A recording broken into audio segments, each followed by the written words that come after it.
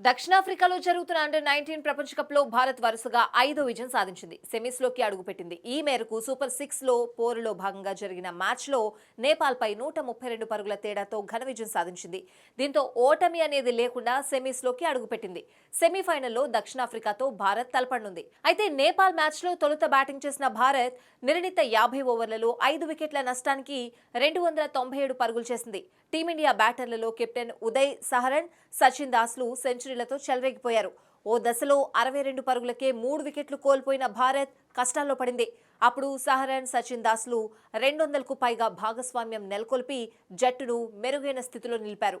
215 పరుగులు జోడించిన తరువాత వీరిద్దరూ అవుట్ అయ్యారు. దీంతో అండర్-19 ప్రపంచ కప్లో 3 లేదా ఆ తర్వాత వికెట్కు అత్యధిక పరుగులు జోడించిన ఆటగాళ్లుగా సచిన్ దాస్, ఉదయ్ సహరన్లు నిలిచారు. ఆ తర్వాతి స్థానంలో ఆస్ట్రేలియాకు చెందిన క్రిస్టియన్ వైట్లు ఉన్నారు.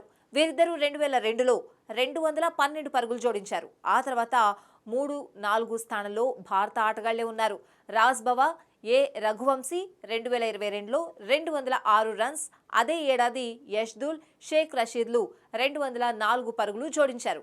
అయితే భారత్ మెరుగైన స్కోర్ సాధించిన అనంతరం 298 పరుగుల లక్ష్యంతో బరిలోకి దిగిన నేపాల్ క్రమం తప్పకుండా వికెట్లు కోల్పోయింది. దీంతో జట్టుకు పరుగులు రావడం కష్టంగా మారింది.